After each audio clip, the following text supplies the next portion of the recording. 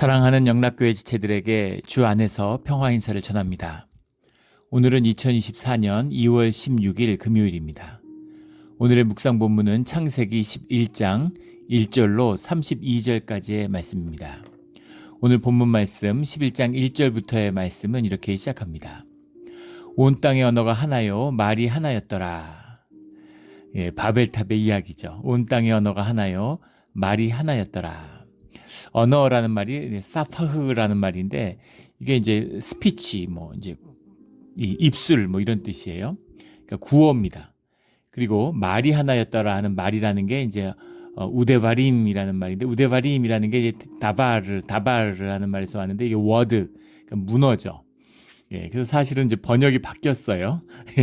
이 온 땅의 언어와 말이 하나인 게 아니라 말과 언어가 하나다 하고 번역이 반대로 된 셈이죠, 사실은.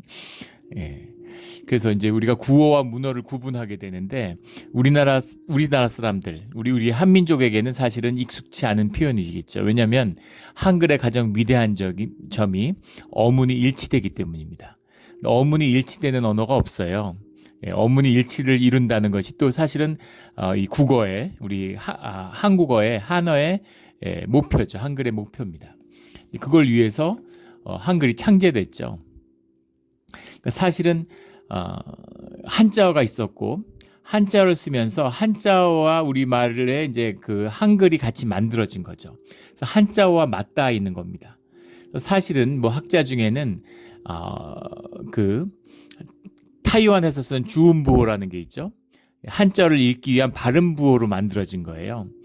한자 병음체라 그래서 중국은 이제 알파벳을 쓰지만 그리고 베트남 같은 데는 아예 그냥 알파벳을 자기네 언어를 대체해버렸죠. 표기하는 문자를 알파벳에서 가져온 거예요. 인도네시아도 그런 곳이 있죠. 한글을 가져다가 자기네 언어를 쓰는데 한글을 표기 수단으로 쓰는 겁니다. 그래서 한자를 쓰는 한자 문화권에서 한자에 대한 표기 수단으로 한글을 만들었을 것이다. 이런 해석이 사실은 설득력이 있죠. 근데 한글을 너무 잘 너무 완벽하고 너무 위대한 문자를 만든 거예요. 우리가 이제 분단 역사 가운데 몰랐지만 냉전 시대에 사실은 60년대 한자 병음 방식으로 표기를 하면서 중국에서 그 표기를 한글로 하려고 했다는 거예요. 그런데 그래서 이제 대만은 주음부호를 만들었는데 그게 무산된 게 북한이 강렬하게 북조선이 반발했기 때문에 왜 남의 언어를 가져다가 왜 그걸 너희의 발음부호로 쓰느냐. 중국은 최다 자기네 거라고 그러니까 이제 한글을 그렇게 갖다 써놓고 나중에 한글도 자기네가 만들고 자기네 거라고 이제 우길까봐 그런 걸 꺼렸을 수도 있겠죠. 그래서 그걸 반대했다는 거예요. 근데 참 아쉽죠. 그때 그 중국어의 표기를 한글로 했더라면 어땠을까. 그런 아쉬움이 남습니다. 그런 한글을 쓰는데 한글이라는 건 이제 어문일치니까 말하는 것처럼 글을 쓰는 게 잘 쓴 글이죠. 그 원칙이 분명한데 이를테면 아랍어 같은 경우도 완전히 그 문어체와 구어체가 분리되어 있습니다. 언어와 말이 분리되어 있는데 어쨌든 이 시대에는 언어도 하나고 말도 하나였다는 것이죠. 그러니까 언어와 소통이 하나니까 사람들이 이제 소통이 활발해지니까 커지는 거죠. 2절에 이에 그들이 동방으로 옮기다가 시나이 평지를 만나 거기 겨루하며 지금 미국이 영어를 쓰는데 영국하고 미국하고 영미 문화라고 해서 가깝죠. 근데 그것의 기본은 사실 영어입니다. 근데 미국의 이민자들을 보면 독일 이민자들이 미국 이민자들보다 더 많았고 그 5대5 연안에서 썼던 그 교과서들 1차 대전 이전에는 독일어가 영어를 능가하는 그 지역의 위스콘신, 오하이오, 아이오와 이런 데서는 독일어가 더 셌다는 것이죠. 1차 세계전을 겪으면서 이제 독일어에 대한 반감, 독일하고 전쟁을 했으니까 독일어가 미국에서 쇠퇴하게 됐다는 겁니다. 근데 뭐라고 하더라도 이 영어권 나라들의 결속, 이건 영어가 그 중심에 있는 거죠. 문화가 많이 바뀌고 많이 뭐가 달라져도 언어가 하나라는 것 때문에 결속하는 겁니다. 이게 굉장히 큰 것이죠. 중동도 마찬가지잖아요. 물론 시아파와 그 수니파의 대결이 이슬람의 분열을 가져왔다. 그래서 사우디가 맹주가 되고 또 이란이 시아파의 맹주가 되고 사우디가 수니파의 맹주가 돼서 갈등하지만 또 다른 견해에서는 사실은 이집트나 이 사우디나 모로코까지 다 아랍어를 쓰죠. 근데 이란은 이란어를 씁니다. 그래서 언어의 사실은 그 차이가 가져오는 문화적인 격차가 그 갈등의 원인이다. 이런 해석을 하는 거죠. 그래서 같은 말을 쓰면 그러면은 뭐 얼마나 그게 달라지겠어요.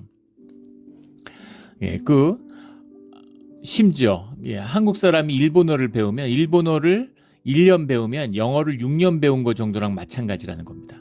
일본에 한 3년 공부했다. 그럼 미국에 18년 동안 공부한 거 정도의 언어 습득이 된다는 거예요. 일본어 공부해 본 분들은 알겠지만 한 달 배우면 일기 씁니다. 가라카나 히라카나부터 처음 배웠는데 그거를 일기를 써요. 한 달 있으면. 그런데 뭐 물론 잘 쓰는 건 어렵지만 영어 알파벳 배워서 한 달 뒤에 그 일기 쓴다. 일기는커녕 알파벳 암기하기도 힘들죠. 영어 배울 때 생각나실 거예요. 엄청난 그런 차이가 있는 것이죠. 그래서 요즘에 일본 사람 중에서 한국에 와서 노년에 은퇴하고 사는 사람들이 많아요. 한국에서 일본 가서 사는 사람들도 많습니다. 근데 사는 것이 큰 불편한 것이 없는 거죠. 물론 여러 가지 문화적인 그 비슷함도 있지만 언어적인 게 크죠. 언어에서 크게 불편함을 안 느껴요. 이제 그런 겁니다. 근데 미국에 20년을 살아도 영어가 불편하죠. 이제 그런 겁니다. 그래서 온 땅의 언어가 하나요, 말이 하나였으니까 그 소통이 되고 사람들이 훨씬 뭉치기가 쉬웠겠죠. 2절에 이에 그들이 동방으로 옮기다가 신할 평지에 만나 거기 거류하며 인류 최초의 문명이 이 수메르 문명이잖아요. 메소포타미아 문명인데 사실 문명의 기원은 아나톨리아 지방에서 시작됐습니다.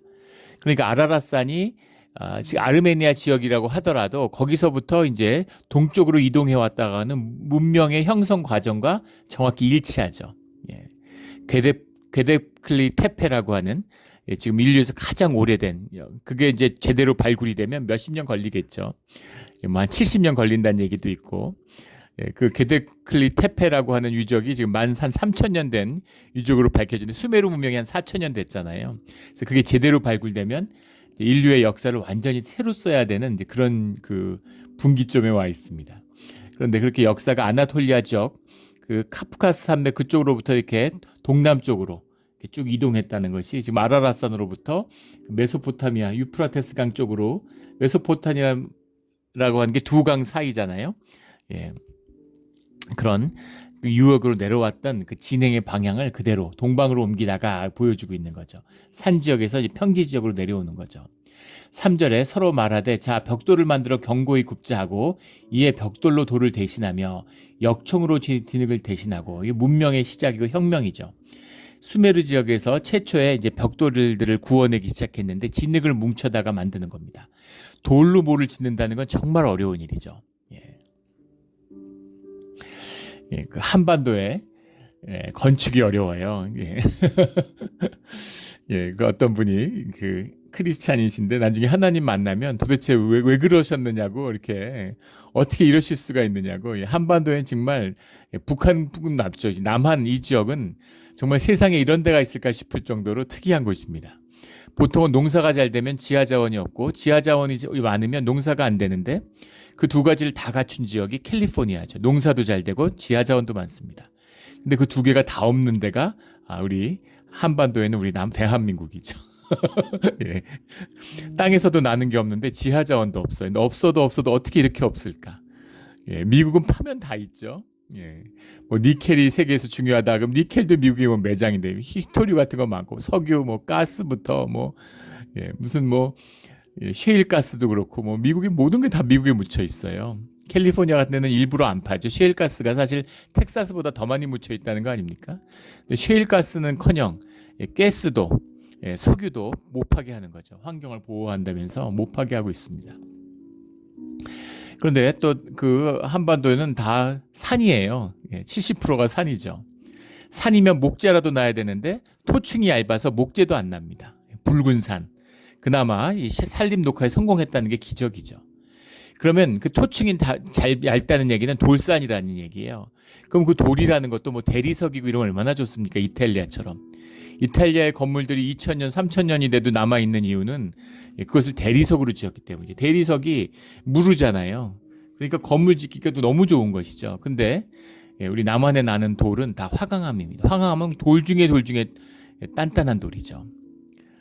무슨 뭐 중국의 와불, 낙산대불 이런 것들은 흙들이 무른 돌이에요. 돌을 깎았지만 사실 아무 돌도 아닙니다. 근데 화강암은 정으로 깨야 되는 거죠. 그래서 제가 아는 예전에 불교 학자인데 한반도에 와서 제 친구이기도 했고 같이 공부한 이 양반이 이제 인도부터 일본까지 모든 불교 문명을 다 이제 설렵하고 그걸 다 채취했는데 그 석굴암 앞에 서서 울더라고요. 눈물을 흘리더라고요. 너무 감동을 받아서 완전히 압도된 거죠. 어떻게 이런 일을 인간이 어떻게 이런 일을 할 수가 있느냐고 눈물을 흘리는 걸 보고 제가 그 기억이 납니다.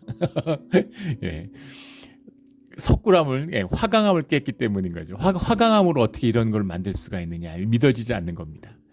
그러니까 돌이 있는데 돌로 집을 짓지 못해요. 중국은 벽돌로 집을 짓는데 우리는 나무로 집을 지어야 되는 거죠. 참 가혹한 땅에서 자랐어요.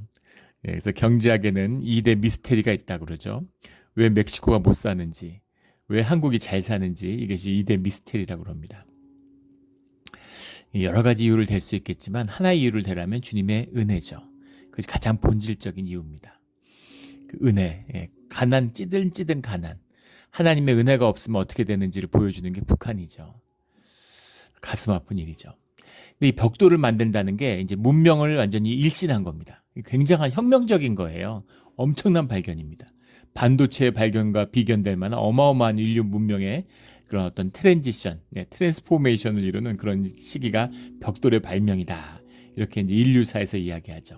근데 벽돌만 만들었다고 쌓을 수 있었던 게 아니라 이게 참 여기서 문명이 탄생할 수밖에 없었던 게 메소포타미아 지역에서 그곳에서 지금 석유가 나잖아요. 석유의 부산물, 석유의 찌꺼기가 아스팔트죠. 근데 역청이라는 게 아스팔트예요. 하마르라는 말인데 하마르라는 말이 이 말이 이제 이 헬라어로 이제 아스팔토스라고 하는 이게 우리 여기 말에서 아스팔트가 나왔죠.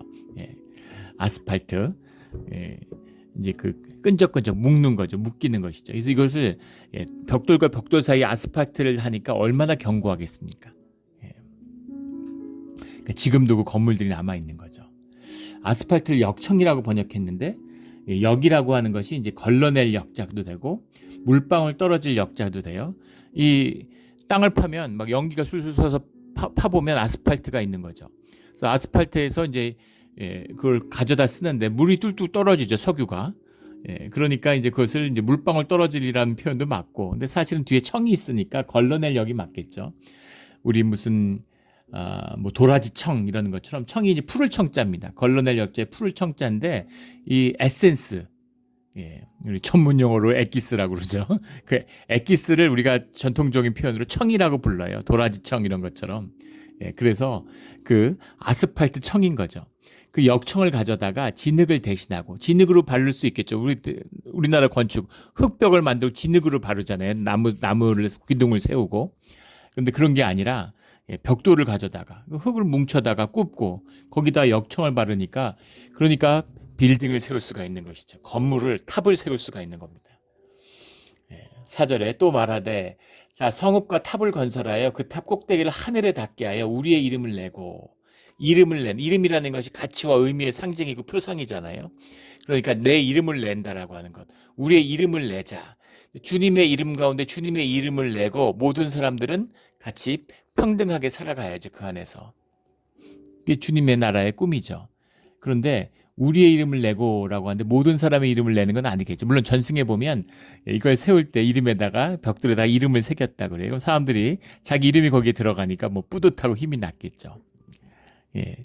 교회에서는 이제 뭐 그렇게 하는 건 하지는 않는데 절 같은 데 보면은 이 절 같은 거 세울 때 그 기와 같은 데다가 이름 같은 거 이렇게 쓰는 거 이렇게 돈 내면 기와에다 이름을 써가지고 이렇게 올리는 거 이런 거 아마 절에 가면 보신 분 있으실 거예요. 물론 봉헌의 의미도 들어있겠지만은 사람들이 자기 이름을 새기고 자기 이름이 기억되기를 원하는 마음이 있는 거죠. 그래서 산 같은 데 가면은 그 바위돌 같은 데 자기 이름 새겨놓고 막 남녀 이름 새겨놓고 거기다 하트 같은 거 새겨놓고 막 이러잖아요. 뭐 세계 무슨 이런 관광지마다 가면 자물쇠를 그냥 여기저기다 수두룩하게 걸어놓고 서로 예, 그 한때 좋아가지고 그 좋았을 때 그걸 기억에 남기겠다고 예, 그 뜻을 담아서 예, 둘의 언약이죠. 둘의 언약이 지켜지겠습니까? 자물쇠 걸고 또 한 1년 있다 헤어지면 또 그 자물쇠 끈으로 가가지고 그것도 끊고 있고 뭐 이런 거 하잖아요. 예, 그런 이름을 남기는 허명이죠. 이름 그 남겨서 뭐 하겠어요? 주님 안의 이름이 기억돼야 되지 않습니까? 사람들이 병원 같은 데 기부하면 그 돌에다 이름 새겨가지고 벽 같은 데다 장식하잖아요.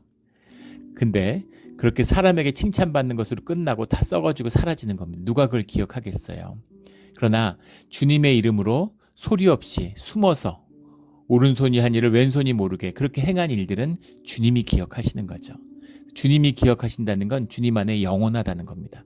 주님과 함께 한다는 뜻이죠. 이런 주님의 이름을 모르고 주님의 이름이 더럽혀지면 사람들이 이름을, 이 가짜잖아요. 끝간데 없는 겁니다. 본질을 잃어버리면 가짜는 갈 때까지 가는 거예요. 북한, 세계에서 가장 가난한 나라, 유엔에 등록된 200여 개 나라 중에서 집단 아사, 때로 사람들이 굶어 죽는 나라가 20몇 개 나라가 있는데 그 중에서 내전이나 내란 상태가 아닌데 사람이 때로 굶어 죽는 건 북한밖에 없다는 겁니다. 세계에서 제일 비참한 나라예요. 근데 북한에 금으로 만든 김일성, 김정일 동상이 10,000개가 넘는답니다. 어떻게 그럴 수가 있겠어요? 사람들이 굶어 죽는데 자기 좀 동상 그 금박이라도 좀 벗겨가지고 사람들 좀 먹게 하지. 자기 이름 높이고 뭐 크게 뭐 하나 세우고 말든가. 어떻게 그걸 10,000개, 10,000몇 개를 세울 수가 있겠습니까? 예, 본질을 잃어버리니까. 가짜니까, 거짓이니까 끝간데 없이 가는 거죠. 거짓인데, 거짓으로 부풀리는데 뭐 어디까지 못 부풀리겠어요. 예. 북한이 가난하고 힘이 없어서 그렇지 우주 왕복선 때문에 화성에다 가다가 우상 세우지 않겠습니까? 김일성 동상 세우지 않겠어요? 예, 끝간데 없이 가는 것이죠.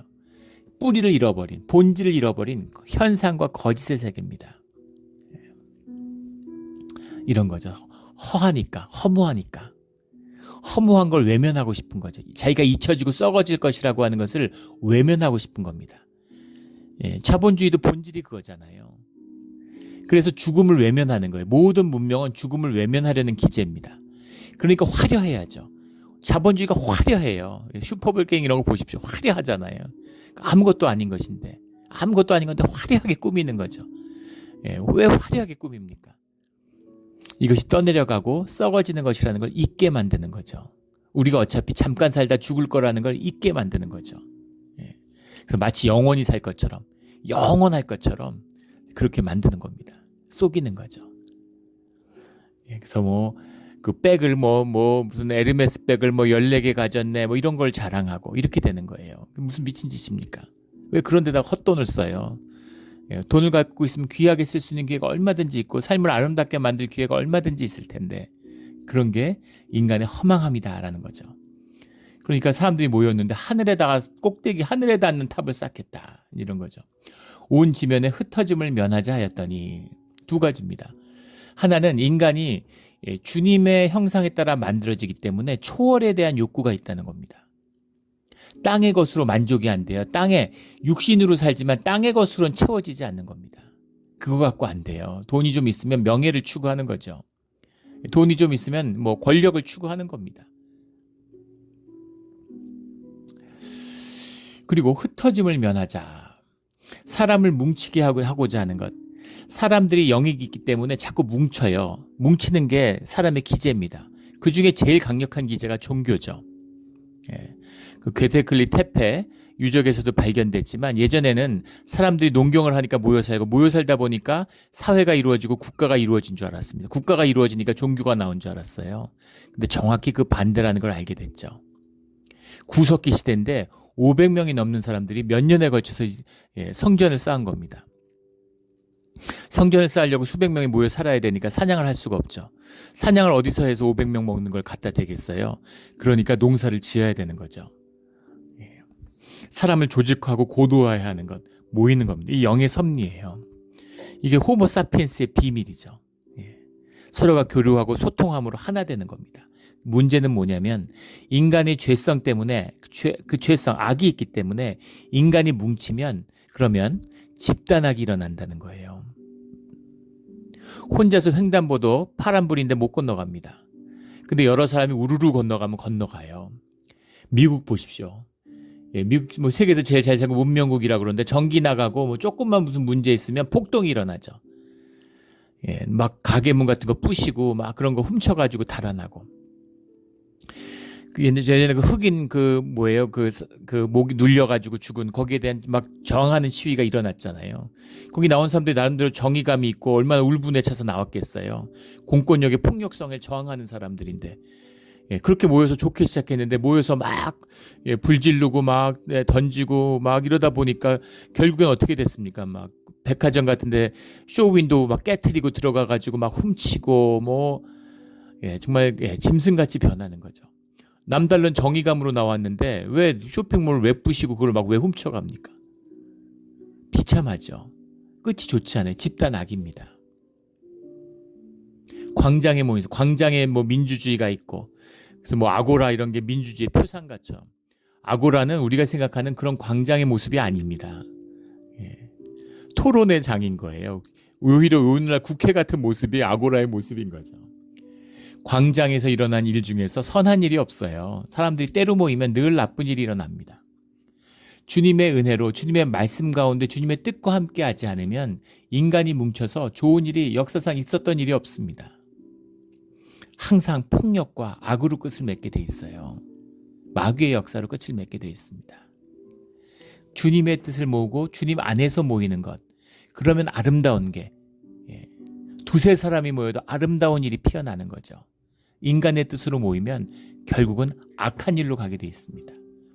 가장 극적이고 가장 완전한 이것이 바벨탑의 사건이죠. 상징적인 사건입니다. 이제 그 이 바벨탑을 세운 이 왕조가 뭐 니므롯 왕조다 뭐 이렇게들 얘기, 유대 전승에 나오는 얘기. 이것이 니므롯이 주님에게 맞섰던 사람이다. 첫 용사라 뭐 이런 이제 이름으로 기록된 이유다. 이렇게 유대의 전승에 전해집니다. 사람들이 다 한 목소리로 한 마음으로 하나의 소통으로 하나 되니까 지금도 온 인류가 80억인데 한 민족이 되고 나라 국경 같은 거 없애고 한 나라가 돼서 뜻을 모은다고 생각해 보십시오. 예. 어마어마한 일을 하겠죠. 어마어마한 상상은. 냉전 시대에 미국과 러시아가 각각 수만 개의 그 핵탄두를 만들었어요. 지금 핵탄두를 몇천 개 유지하는 것도 국가의 재정에 부담이 된답니다. 그걸 유지하지 못하는 거죠. 중국 같은 나라도 세계 두 번째 경제 대국이지만 한 400개 정도밖에 탄두를 갖고 있지 않다고 그러죠.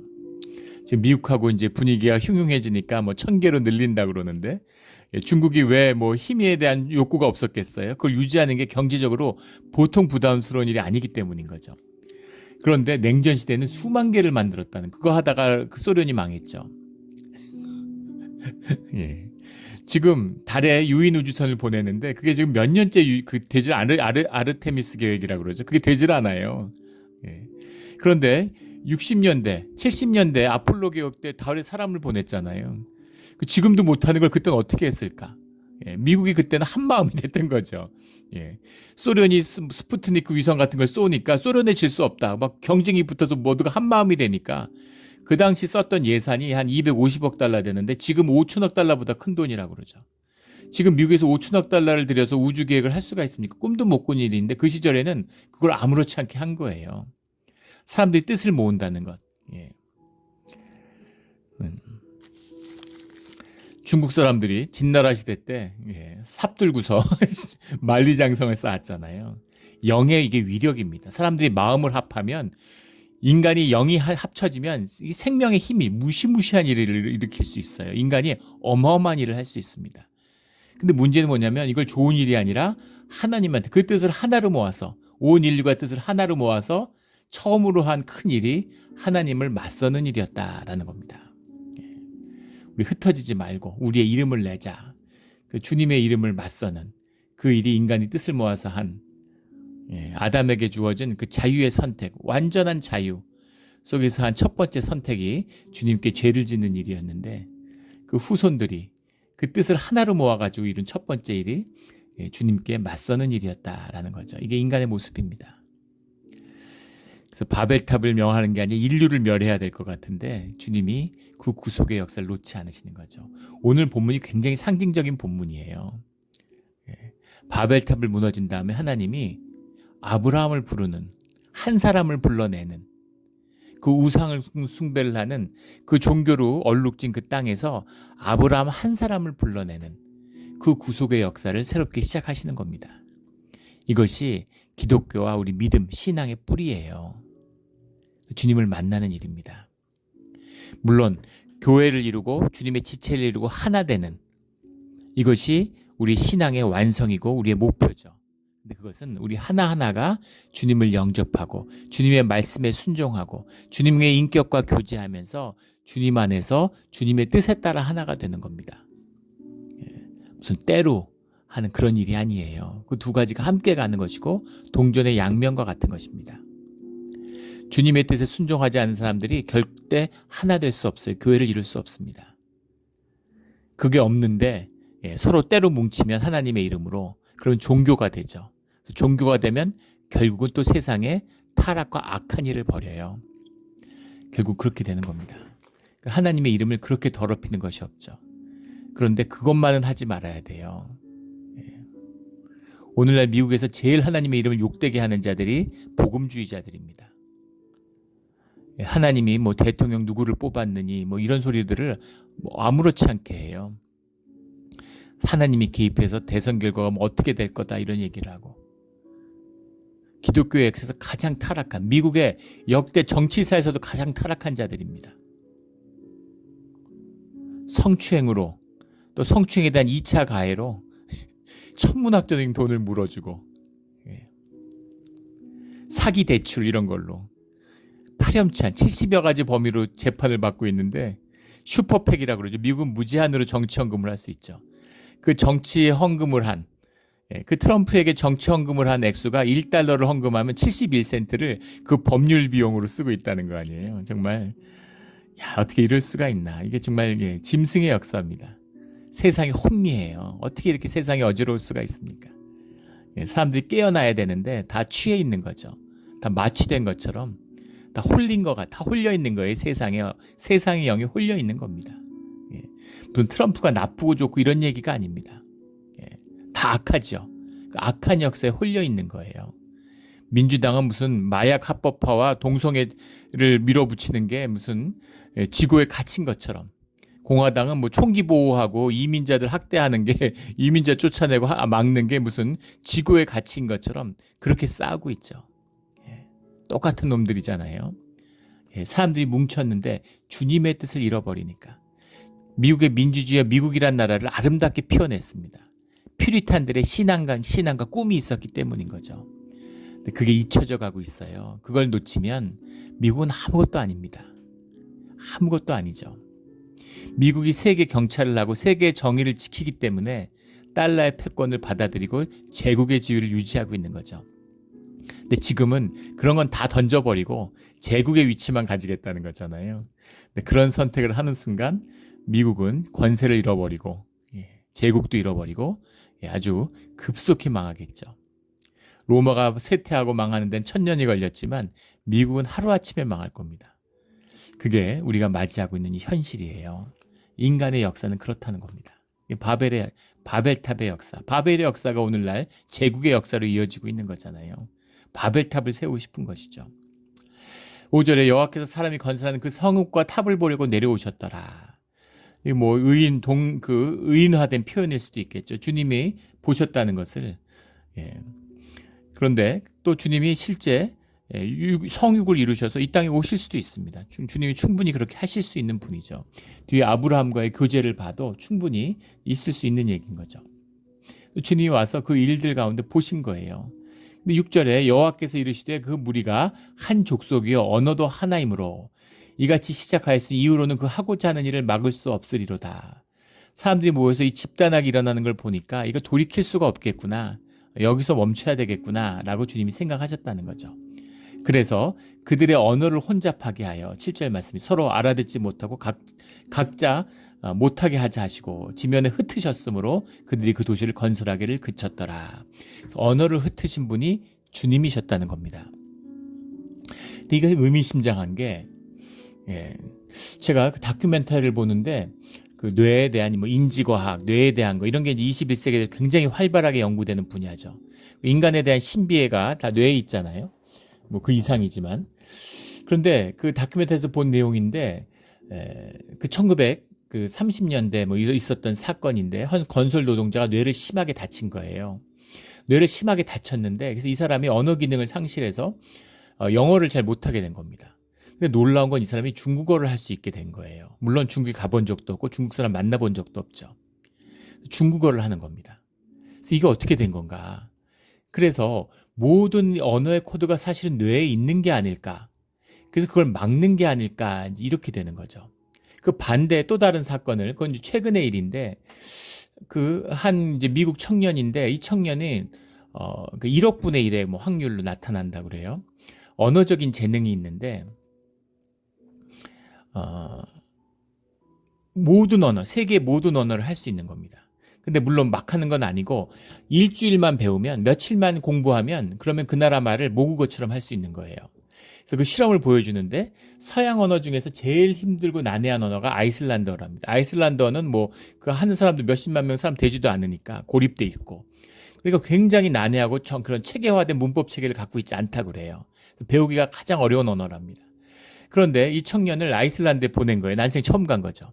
그리고 사전 하나를 주고 일주일간 공부한 다음에 아이슬란드 TV에 나와서 토론회를 하기로 한 겁니다. 그런데 이 친구가 일주일 뒤에 나와서 아이슬란드어를 유창하게 하는 거예요. 토론회를 하는 겁니다. 이게 말이 됩니까? 근데 어떤 언어도 그렇게 할 수 있다는 거예요. 참 보니까 부럽더라고요. 저런 능력이 있으면 좋겠다. 저도 젊은 시절에 뭐 중국에 가서 공부한 적도 있고 일본에 가서 공부한 적도 있고 또 뭐 영국과 미국에서도 공부했는데 중국은 완전히 까먹었고 일본어도 거의 다 까먹었어요. 그런데 그거 말해 뭐 하겠습니까? 미국에 와서 20년을 사는데 영어는 왜 안 될까요? 저희 그 아이들 엄마는 그 언어적인 재능이 있었습니다. 동시통역일을 했으니까 영어 1어 동시통역을 했는데 저보고 늘 외국에 유학했다는 얘기 어디 가서 하지 말라고 뇌구조가 좀 이상한 것 같다고. 근데 언어적인 능력이 없어요. 그래가지고 뭐 다른 언어 고사하고 영어나 좀 잘했으면 이제 이런 그런 생각이 들죠. 그러니까 이게 뭐가 진짜 막혀 있는 것 같은 언어가 풀리지가 않는 거죠. 제가 예전에 공부했던 대학의 교수님 중에 그리스어를 가리키는 교수님인데 여자 교수님인데 9개국어를 할 줄 압니다. 9개국어를 할 줄 알아요. 그것도 놀랍지 않습니까? 그런데 사실은 여러 개 언어를 할 수 있는 능력이라는 것은 학습에서 오는 것이 아니라 사실은 12세 이전, 특별히 9세 이전에 언어에 노출됐느냐 안 했느냐가 중요하다는 거죠. 그래서 어렸을 때 여러 개 국어를 배우는 그 훈련법이 있죠. 앉아서 공부하는 게 아니에요. 노래로 배우는데 아이들이 유아학교 같은 데서 서로 이렇게 이 나라 노래도 부르고 저 나라 노래도 부르고 그 언어를 한 번이라도 9세 이전에 들어봤으면 그 코드가 끊어지지 않고 그 언어를 모국어처럼 습득할 수 있다는 겁니다. 그런데 12살이 되는 시점에서 뇌가 2차 신경계를 이루는데 언어 신경계를 급격히 발전시키는데 그 전에 노출되지 않은 언어 코드는 다 지운다는 거죠. 경험, 지각, 인식 마찬가지라는 겁니다. 그래서 모든 영재교육의 핵심은 사실은 10세 이전에 이루어지는 거라는 거죠. 머리가 똑똑한 애들이 영재학교나 영재 프로그램에서 이제 종사하는 분들 얘기를 들어보면 머리가 진짜 똑똑한 애들이 공부를 못할 확률이 높다는 거예요. 왜냐하면 공부가 학교에서 지루한 거죠. 어릴 때 배우는데. 근데 3% 안에 들어가는 애들, 2% 안에 들어가는 애들은 공부를 잘하고 칭찬받고 좋은 경험을 쌓고 자신감을 갖고 공부를 잘한다는 거예요. 학교에 공부를 잘하는 애들은 보통은 3% 이내에 들어가는 아이들이랍니다. 근데 벌써 1% 안에 들어가는 아이들, 0.1% 안에 들어가는 아이들은 대개 그 교육에서 도태될 확률이 많다는 거예요. 집중이 안 되고 야단 맞고 좋지 않은 경험이 강화되는 거죠. 그래서 인식의 문을 닫는다는 거예요. 바이올린 연주 같은 거 잘하는데 어른들 세워놓고 그 앞에서 연주를 쫙 한번 하면 박수치고 잘했다고 머리 쓰다듬어주고 그러면은 갑자기 성장을 멈춰버린다는 거예요. 이게 기가 막힌 인간의 생명의 비밀인 거죠. 재능의 비밀입니다. 그리고 10대가 돼서 한 17, 8세쯤 한번 되면은 그때 사춘기라는 걸 경험하면서 우리 안에 경험되지 않은 감정이라는 것을 다 지운다는 거죠. 연애도 10대 때 해야 되는 겁니다. 10대 때 공부하고, 야 임마 네가 지금 공부해야지, 대학 가야지, 네가 지금 연애할 때냐. 10대에 연애를 안 하면 연애 감정이 제대로 안 되는 거죠. 저는 26살에 처음으로 연애를 해봤습니다. 첫사랑을 해보고, 첫사랑과 결혼하는 축복이 있었죠. 그래서 연애 감정 같은데 서툴고 그런 게 집사람하고 연애할 때도 야단을 많이 맞았습니다. 배운 적이 없어서 그런 거기도 하지만 그런 감정 같은 걸 느끼고 표현하는데 서투르고 잘 못해요. 시간이 지나면서 표현을 잘 못하는 게 아니라 학습이 안 돼서 그런 감정 자체를 잘 못 느끼는구나 하는 거를 알았습니다. 깊은 이야기죠. 근데 뒤에 이제 인지과학 같은 걸 공부해 보면서 아 이런 이유가 있구나. 연애도 10대에 해야 되는 거예요. 그런 건데 여기서 오늘 나누려는 이야기는 그 언어의 모든 코드가 뇌 안에 있었다는 것이죠. 그래서 이것을 흩트는 것이 영의 역사라는 겁니다. 심령이 가로막고 있는 거죠. 그래서 오순절의 사건 때 영이 임하니까 영의 역사가 회복되니까 모두가 각자의 방언으로 다른 나라의 얘기를 하는 사람들이 모였는데 언어가 통하더라는 거 아닙니까?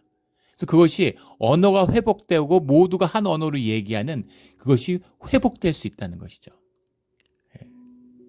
영이 합쳐지면 다 자기 방언으로 얘기해도 사실은 뜻이 통하는 일이 이루어질 수 있다는 겁니다. 충분히 가능한 일이죠. 어린아이들이 고립된 지역에서 같이 살아가게 되면 언어를 학습하지 못하면 말을 못할까요? 그렇지 않죠. 크로러라고 하는 자연 발생적인 언어를 사람들이 만들어낸다는 거예요. 그 지역과 시대에 따라서 고립되면 언어가 변화되죠. 언어가 변합니다. 같은 언어라도. 그래서 방언인데 알아듣기 힘들잖아요. 우리 한반도의 조그만 땅인데도 얼마나 그 언어가 다르고 다이나믹해요. 그런 식으로 언어가 자꾸 생성되고 변화돼 가는 거죠. 그래서 언어 능력이라는 것이 생득적이라는 거, 인간 안에 있다는 겁니다. 학습을 안 해도 언어 능력이 생겨요. 근데 그 언어 능력 안에 여러 가지 언어를 통할할 수 있는 그런 능력이 있었는데 그것을 주님이 꺾으셨다는 거죠. 그것은 이제 분명한 사건인 것 같습니다. 이거 풀어주면 얼마나 좋겠어요. 이걸 풀어달라고 기도를 해야 되는데 그러면 다시 악한 역사가 일어나서는 안 되겠죠. 선한 역사가 선한 뜻을 가진 나라. 미국하고 중국하고 섞으면 정치가 좋아질까요? 악해질까요? 악해집니다. 러시아하고 섞으면 좋아질까요? 더 악해집니다. 이게 인간의 역사의 비밀이에요. 집단 악의 죄성의 핵심입니다. 그래서 주님이 없으면 희망이 없고 주님이 아니고서는 천국으로 갈 수 있는 사람이 없다라고 하는 이 비밀이 깊은 비밀이죠. 우리 모두 주님의 은혜로 주님의 길을 가고 주님 안에서 하나됨을 이루고 선한 역사에 쓰임받는 그런 우리가 되기를 주의 이름으로 축원합니다. 9절에 그러므로 그 이름을 바벨이라 하니 바벨이라는 말이 이제 발랄이라는 말에서 왔죠. 바벨이라는 말인데 바벨이라는 말이 발랄이라는 말이 원형인데 이것이 이제 섞이다. 믹스, confuse, 혼란하다 이런 이름이에요. 거기서 바벨 이름이 왔다 그러는데 이제 이 바벨이라는 것이 고 바빌로니아, 신 바빌로니아, 바벨론, 고 바벨론의 수도였죠. 그렇기 때문에 이제 그 바벨론의 시작이다 이렇게 보는데 이게 그 바벨일까에 대해서는 좀 이제 생각해 볼 여지가 있겠죠. 근데 이 바벨탑에 대한 이야기는 오랫동안 우리가 바벨탑 하면 이미지가 딱 떠오르잖아요. 바벨탑 많이 본 것 같죠. 우리가 본 바벨탑의 이미지는 사실 어디서 온 거냐면은 피터 브루얼이라고 하는 그 프랑스의 유명한 화가가 있죠. 중세 16세기에 활동했던 화가인데 그 사람이 그린 바벨탑 반은 무너져 있는 둥글둥글한 건물이 케이크처럼 이렇게 올라가 있는 그 이미지가 박혀 있어요. 그래서 우리가 바벨탑을 생생하게 그 이미지가 떠오르는 그런 느낌이 다 있어요. 다들 보셨을 겁니다. 그 이미지들이 다 있는 거죠. 그게 이제 피터 브루얼의 바벨탑의 이미지 때문인데 그 피터 브루얼의 바벨탑의 이미지는 어디서 왔을까? 이라크 북부에 가면 사마라라고 하는 땅이 있죠. 거기 가면 그 피터 브루얼의 바벨탑과 거의 흡사하게 생긴 미나렛이라고 하는 그 이슬람 상이 있죠. 탑이 있습니다. 그 탑 9세기경에 세워진 건데 그때 세워진 탑인데 이것이 이제 바벨탑, 이 피터 브루얼의 바벨탑의 이미지가 됐다고 그러죠. 그러면 그 이슬람의 미나렛은 어디서 그 이미지가 왔을까? 그것은 이제 그 수메르 문명의 중심이었던 우르라고 하는 지역에 있는 지구라트, 지구라트에서 이제 왔다는 거예요. 그 지구라트를 보고 바벨탑을 상상했을 것이다. 뭐 인류학자들이 그렇게 얘기를 하고, 그 바벨탑도 이제 지구라트도 무너져 있어가지고 이제 원형이 얼마인지 모르지만 그 시대, 사람들 막 석기 시대 사는데 수메르 지역 같은데 왔다가 이 지구라트를 한번 봤다고 생각해 보세요. 얼마나 압도적이었을까. 수메르 문명도 미스테리죠. 도대체 다 신석기 시대 같은 석기 시대를 살았는데 갑자기 왜 이렇게 우뚝 솟은 탁월한 문명이 나타났을까? 미스테리죠. 문자를 쓰고 글을 하고 역사를 기록하고 이런 고도의 문명이 어떻게 서서히 올라와야 되는데 한 번에 빵 나타나니까 진짜 이상한 거잖아요. 그래서 뭐 수몰 이전에 고대 문명의 그 지혜가 전수될 것이다. 뭐 이런 얘기들이 있고. 애굽도 마찬가지죠. 가자 지구에 있는 대피라미드가 최고의 피라미드예요. 근데 왜 최고의 피라미드가 제일 먼저 나오고 그 전에 전작이 좀 약간 모자라는 거, 좀 작은 거, 후진 것들이 나오다가 점점 좋아지는 게 나온 게 아니라 제일 처음에 만든 게 제일 좋고 그 다음에 왜 그거보다 더 좋은 게 안 나오냐는 거죠. 미스테리가 있는 겁니다. 미스테리도 이제 주님을 만나면 알게 되겠죠. 그런 거 만나면 이제 궁금한 게 한두 가지가 아니죠. 역사의 비밀을 아는 때가 오겠죠. 그러니까 그런 지구라트의 이미지에서 왔을 것이다 이렇게 얘기를 합니다. 그래서 우리가 마치 노아의 방주호처럼 바벨탑의 이미지를 너무 정형화되게 이해할 필요는 없는 것이죠. 그 바벨의 이야기를 나눈 다음에 셈의 족보가 다시 한번 나오는데 구속의 역사죠. 노아의 족보입니다. 노아의 족보가 나오는데 셈이 100세 홍수 후 2년에 아르박삿을 낳았고 라고 시작하는 거죠. 쭉 내려가서 28절에 하라는 그의 아비 데라보다 먼저 고향 갈다의 우르에서 죽었더라. 아브라함과 나홀과 하란을 낳았다고 27절에 나오는데 아브라함과 나홀과 하란 중에서 사실 하란이 제일 형이었다는 사실을 알게 되죠. 그리고 하란은 롯을 낳았다. 그런데 그 아브라함을 이제 불러내는 겁니다. 그래서 그 밀가가 있었고 하란의 딸인데 나중에 이제 이삭이 또 이제 그 부인을 맞이하게 되는 구속에 레위기 18장을 보면 근친 결혼을 철저히 금지하고 있잖아요. 그런데 이제는 아직 그런 그 모세의 율법이 나오기 전이죠. 그러면 이 시대 사람들은 주님의 뜻을 몰랐던 것일까? 근데 그런 의미라기보다는 구속의 역사 가운데서 이런 구속의 영적인 구별됨, 거룩함과 순결함이라는 것을 지키는 방법으로서 이런 결혼을 선택했을 것이다라는 것을 짐작해 볼 수 있겠죠. 그건 아주 우호적인 짐작입니다. 중요한 것은 아무튼 아브라함을 불러냈는데 아브라함이 데라의 아들이었다는 거예요. 근데 데라는 우상 장사를 했던 유대의 전승 미슈나라고 그러죠. 그 히브리 성경, 우리 구약 성경에다가 주석을 다는 전승의 주석을 다는 이제 전통입니다. 그런 그 유대 구약의 전승에 보면 데라가 우상 숭배인데 아주 악독한 사람이었다는 거예요. 그래서 뭐 그 이야기들을 다 신뢰할 수 있는지는 모르겠지만 하란의 죽음, 28절에 하란은 아비보다 먼저 죽었더라. 근데 이것이 인류의 역사에서 자식이 부모보다 먼저 죽는 첫 역사입니다. 수백 년을 살던 때예요.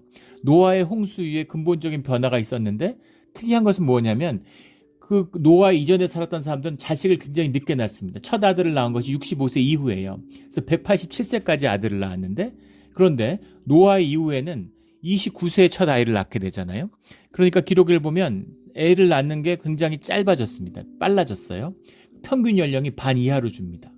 구약 이전에 있는 족보들은 평균 연령이 858세입니다. 평균을 내보면. 근데 노아 이후에 산 사람들의 족보를 보면 317세 정도로 줄었어요. 그러니까 반 이하로 확 줄어든 것이죠. 죄가 더해졌기 때문에 우리의 수명이 줄었을 수도 있고 정확한 이유를 성경에 말하지는 않지만 점점 살아가는 이 연령이 짧아지고 있다는 것을 보게 되는 것이죠.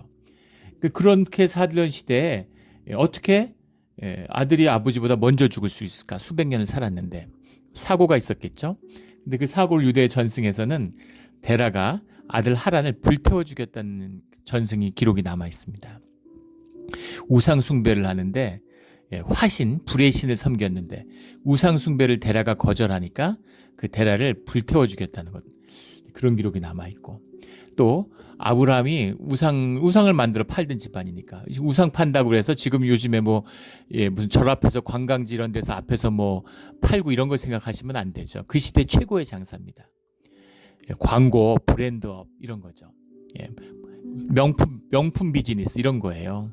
예. 에르메스, 뭐 LV 뭐죠, 뭐 이런 거, 루이비통 뭐 이런 거 가방 만드는 프랑스의 회사들의 주가가 삼성전자만큼 나가요. 말이 됩니까? 가죽으로 가방 파는데 브랜드의 가치라는 거죠.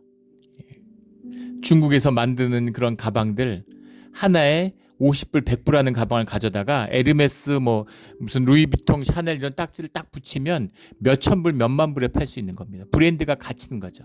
가치를 부여할 수 있는 파워. 그게 영적 파워잖아요, 사실은. 거짓의 파워죠. 그 파워가 우상장사의 파워예요. 어느 시대나 제일 잘 나가는 사람들이 우상장사를 하는 겁니다. 근데 데라가 그런 사람이고 그런 집안에서 아브라함이 나왔다는 거죠. 이게 늘 구속의 역사에 있는 반전의 역사예요. 은혜의 역사입니다. 아버지가 데라인데 그 밑에서 아브라함이 믿음의 아버지가 되는 것이죠.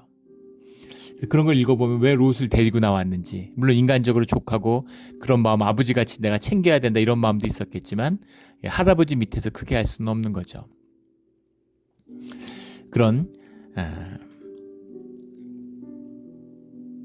데라의 밑에서 아브라함이 나온 역사, 이것이 새로운 구속의 역사, 온 인류의 언어를 흩으시고 바벨탑을 치시는 주님이 새로운 구속의 역사를 아브라함을, 완전히 방법이 바뀌었죠.